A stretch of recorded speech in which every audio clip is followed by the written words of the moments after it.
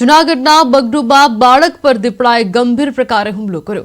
ખેતરમાં કામ કરી રહેલ શ્રમજીવી પરિવારના 9 વર્ષના બાળક પર દીપડાએ હુમલો કર્યો હતો। બાળકે બૂમો પાડતા પરિવારજનોને ખેતરોમાં કામ કરતા લોકો દીપડા પાછળ દોડ્યા હતા। ઇજાગ્રસ્ત બાળકને સારવાર માટે જૂનાગઢ સિવિલ હોસ્પિટલમાં દાખલ કરવામાં આવ્યો છે।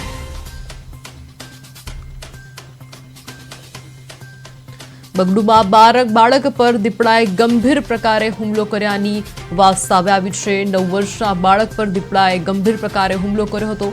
મહત્વનું છે કે ઇજાગ્રસ્ત બાળકને હાલ તો સારવાર હેઠળ હોસ્પિટલ ખાતે લઈ જવામાં આવ્યો છે।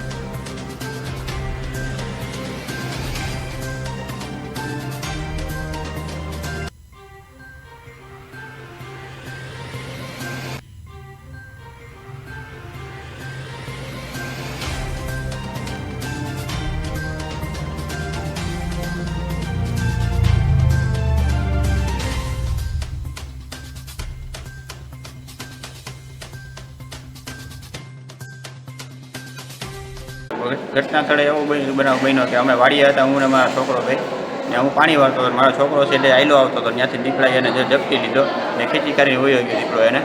ને પછી ઘટના સ્થળે અમે બધી ત્યાંથી ખસેડી કરીને જૂનાગઢ સિવિલ હોસ્પિટલ લઈ આવ્યા ને સારવારમાં લીધો છે ને ઈજા ઘણી થઈ છે। અહીંયા ગરદનમાં ચેપો પડી ગયો છે, પાછળ ઈજા થઈ છે, બે તો છે પણ ઈજા બહુ ગઈ છે। ને મારી માંગ એવી છે કે ફોરેસ્ટ વિભાગમાં અમે જાણ કરી છે, પણ ત્યાં એ દીપડાને પકડીને બીજા કોઈ મને હાનિ ન કરે, છોકરાઓને કે કોઈ પણ માણસોને, એવી અમારી ઈચ્છા છે। ને કાંઈ પણ અમે ગરીબ માણસો છે ને કાંઈ પણ વસ્તુમાં અમને સહાય કરે ને એવી અમારી માંગણી છે। અમે ત્યાં છોકરોની આયલો આવતો હતો સાઈડમાં, વાઈડના સાઈડે આયલો આવતો હતો, ત્યાંથી એને ખેંચી લીધો ને એ કાંટમાં લઈ ગાડી વહી દીધો નદીના કાંઠે ને અમે પછી ત્યાં ગોઈતો ને છોકરાને ને ત્યાં પછી અમને જે છોકરો મળી ગયો છે, દીપો પકડી બેઠો હતો, પછી ભગાડી કાઢી છોકરાને ઘણી બધી ઈજા કરી। ત્યાં સિવિલ હોસ્પિટલ ખસેડી કાઢી લઈ આવ્યા જૂનાગઢ ને પછી અહીંયા સારું ટ્રીટમેન્ટ સારવાર પર લઈ લીધો છે।